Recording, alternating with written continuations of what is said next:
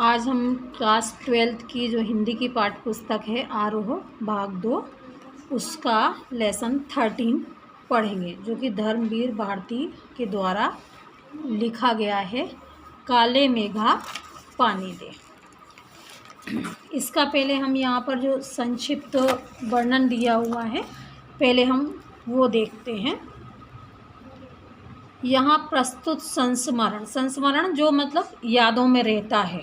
कभी उन्होंने ये घटना देखी थी, सुनी थी और याद करते हुए उसको लिखा गया है। यह प्रस्तुत संस्मरण काले मेघा पानी दे में लोक प्रचलित विश्वास, लोक प्रचलित मतलब जो हमारी परंपराएं होती हैं, जिनको हम पीढ़ी दर पीढ़ी निभाते आते हैं, वो लोक प्रचलित विश्वास और विज्ञान के द्वंद्व का सुंदर चित्रण है।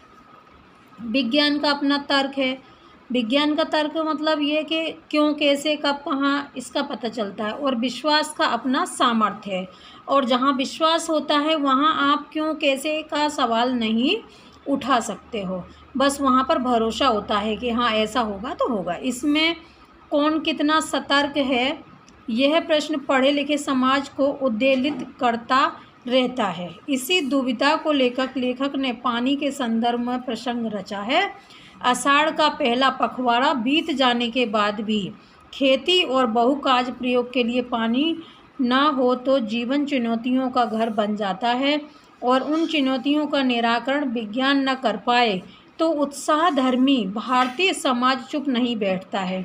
वह किसी जुगाड़ में लग जाता है, प्रपंच रचता है और हर कीमत पर जीवित रहने के लिए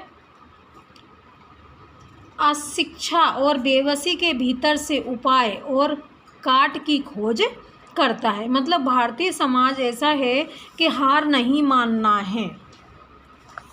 लेखक ने अपने किशोर जीवन के इस संस्मरण में दिखाया है कि अनावृष्टि दूर करने के लिए गांव के बच्चों की इंदर सेना द्वारा पानी मांगते चलती है, और लेखक का तर्कशील किशोर मन भीषण सूखे में उस पानी की निर्मल बर्बादी के रूप में देखता है। इस किशोर मन का वितर्क नहीं, वैज्ञानिक तर्क ही कहना चाहिए। और विज्ञान विषय की इतनी दीर्घ काल तक पढ़ाई और ज्ञानोपलब्धता, आविष्कारों से अपने जीवन को भौतिक सुख सुविधाओं से भरते रहने के बावजूद इस देश के जनमानस में ऐसी वैज्ञानिक दृष्टि का न जन्म पाना अफसोस ही कहा जा सकता है। पर जनता के सामूहिक चित्त में बैठे विश्वास का क्या करें। वो ये बता रहे हैं कि जब बारिश नहीं होती है, आषाढ़ का महीना जब बुवाई होती है, बारिश आने लग जाती है, जब बारिश नहीं हो रही है तो किस तरीके से बच्चों की इंदर सेना आती, जो कि आप पाठ के अंदर से पढ़ेंगे कि पानी उनके ऊपर डाला जाता है, वो बर्बादी बताई है उन्होंने। और आगे ये बताया है कि विज्ञान इस चीज़ को नहीं मानता है, लेकिन भारतीय समाज इसको किस तरीके से सही ठहराता है, ये पाठ में अंदर दिया हुआ है। जिनसे संचालित होने वाले अलौकिक कर्मकांड जो इस लोक के नहीं हैं, संस्कृति की घटना के रूप में हमें लगते हैं।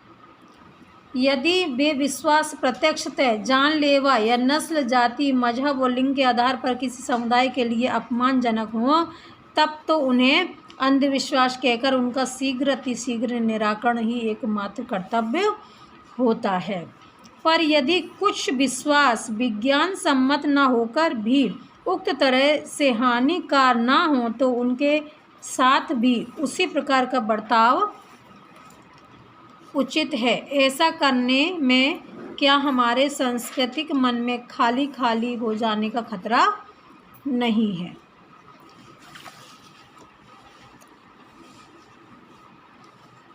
विश्वास की भी तो एक रचनात्मक भूमिका हो सकती है। जहाँ विश्वास होता है वहाँ कुछ नया रचना हमेशा ही निकल कर आती है।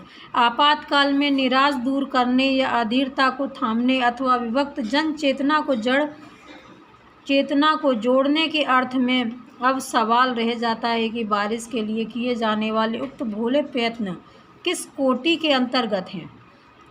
लेखक ये बताना चाहते हैं कि क्या ये सही हैं या गलत। लेखक ने कोई निर्णय नहीं दिया है, पर एक बात स्पष्ट होती है कि जीजी की संतुष्टि और उनके प्रति उनका सद्भाव बचाए रखने के लिए वह उन तमाम रीति रिवाजों को ऊपरी तौर पर ही सही अपनाने को बचपन में बाध्य बना रहता था।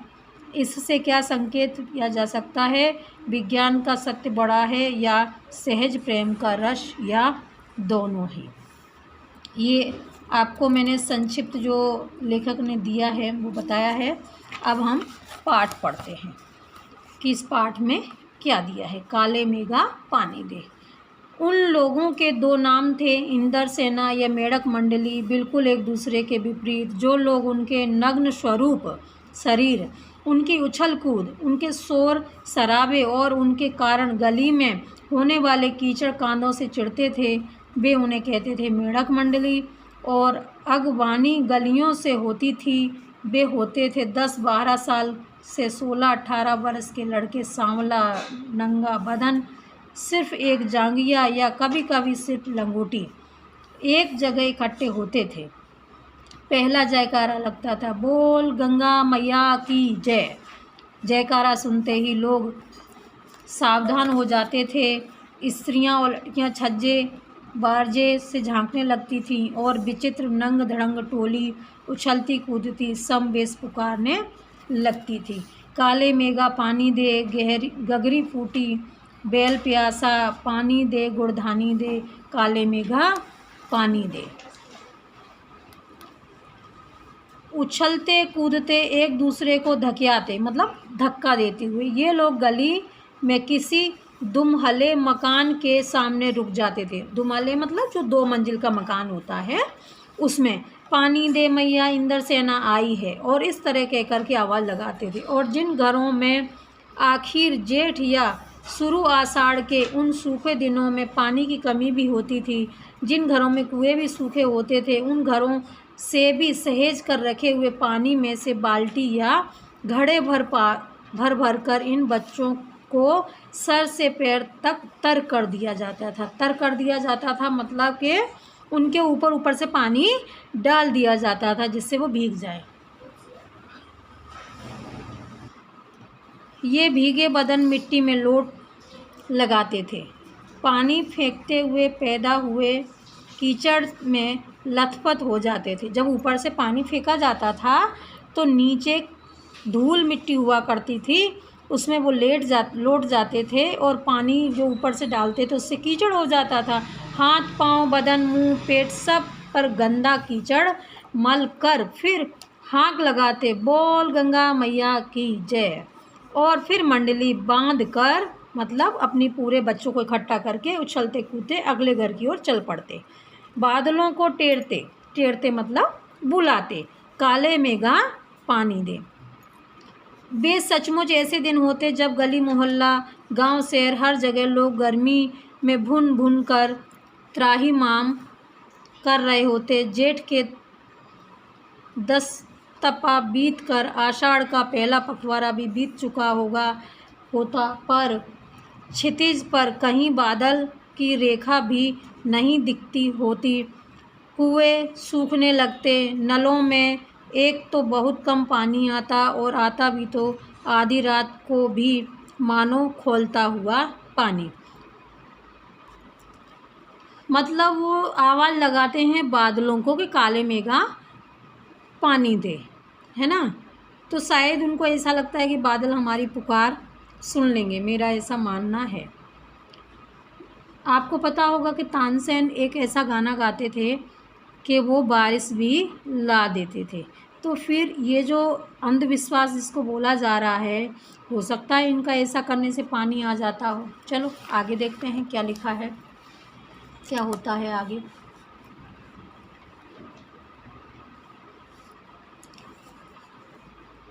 खोलता हुआ पानी हो। शहरों की तुलना में गांव में और भी हालत ख़राब होती थी। जहां जुताई होनी चाहिए वहां खेतों की मिट्टी सूख कर पत्थर हो जाती, फिर उनमें पपड़ी पड़कर ज़मीन फटकने लगती। लू ऐसी कि चलते चलते आदमी आधे रास्ते में लू खाकर गिर पड़े। ढोर ढंगर प्यास के मारे मरने लगते, लेकिन बारिश का कहीं नाम निशान नहीं होता। पानी नहीं मिलता था तो भाई जो जानवर थे उनको प्यास लगी है तो कहीं पानी भरा होगा तो वो पीते हैं, वो बोल तो सकते नहीं हैं कि हमको प्यास लग रही है, तो जानवर मरने लग जाते थे। और अगर आप कहीं बाहर निकले हैं और आपको पानी नहीं मिला है तो आपको लू लग जाएगी। कहा जाता है ना, लू में जाना हो तो पानी पी कर जाओ, है ना। लेकिन बारिश का कहीं नाम निशान नहीं है। ऐसे में पूजा पाठ तथा विधान सब करके लोग जब हार जाते तब अंतिम उपाय के रूप में निकलती यह इंद्र सेना।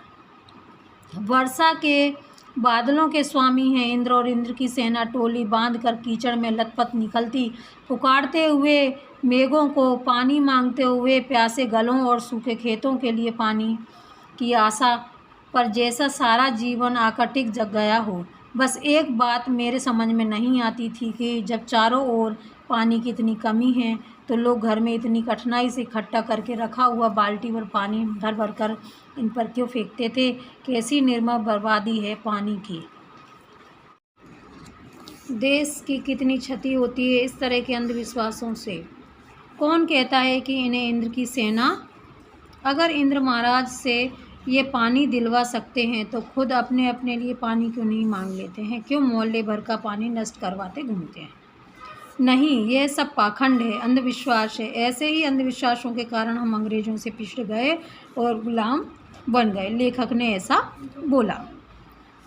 मैं असल में था तो इन्हीं मेढक मंडली वालों की उम्र का, पर कुछ तो बचपन के आर्य समाजी संस्कार थे और एक कुमार सुधार सभा कायम हुई थी, उसका उपमंत्री बना दिया गया था। ये लेखक अपनी खुद की बात कर रहे हैं।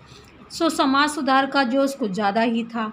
अंधविश्वासों के खिलाफ तो तरकश में तीर रख कर घूमता रहता था, मगर मुश्किल यह थी कि मुझे अपने बचपन में जिनसे सबसे ज़्यादा प्यार मिला वे थी जीजी।